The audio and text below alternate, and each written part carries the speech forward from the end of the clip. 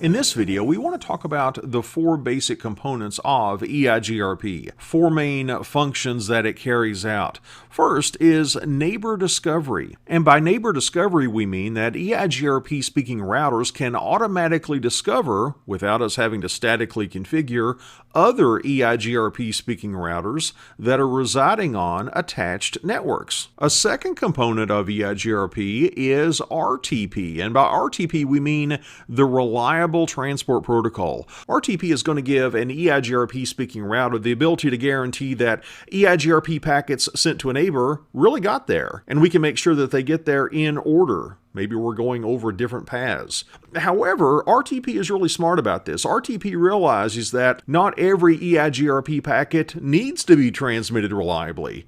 So to keep things as efficient as possible, reliability is only going to be provided when needed. For example, let's think about an Ethernet network. An EIGRP speaking router, it really doesn't need to send hello messages to each of its neighbors individually, so our router can just send a multicast hello to go to all of those neighbors and indicate inside of that hello message that there's no need to respond to this. In other words, we're telling our neighbors that they do not need to worry about acknowledging this packet. However, routing updates, those do need to be acknowledged. So RTP, it does a good job of efficiently providing reliability and order delivery, but only when appropriate. And by the way, when you're reading through different networking literature, you may come across the acronym of RTP that's referring to a different protocol. Instead of the Reliable Transport Protocol, RTP also stands for Real-Time Transport Protocol. That's used in the voice world and in the video world. So if you're reading through Cisco collaboration material, a reference to RTP is probably talking about that other flavor of RTP. But here in the EIGRP world,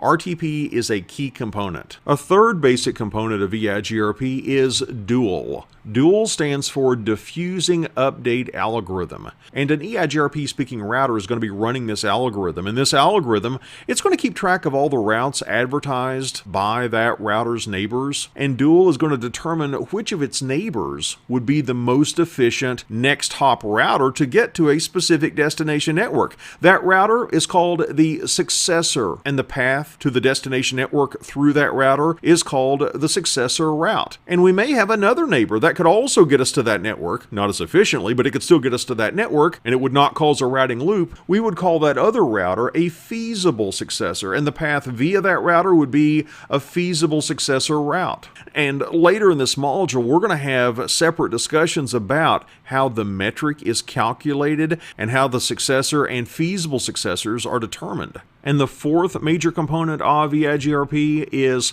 protocol-dependent modules. These modules can handle the requirements of different layer 3 protocols, different network layer protocols. After all, EIGRP, it doesn't just act as a routing protocol for IP version 4 and IP version 6. It could also act as a routing protocol for AppleTalk and IPX. And of course, it is very unlikely that you'll need to route AppleTalk and IPX, but when EIGRP was originally developed, it was developed with this multi-protocol support in mind. So there you have it, the four basic components that make up EIGRP, and we're going to be learning a lot more about some of these components in the upcoming videos.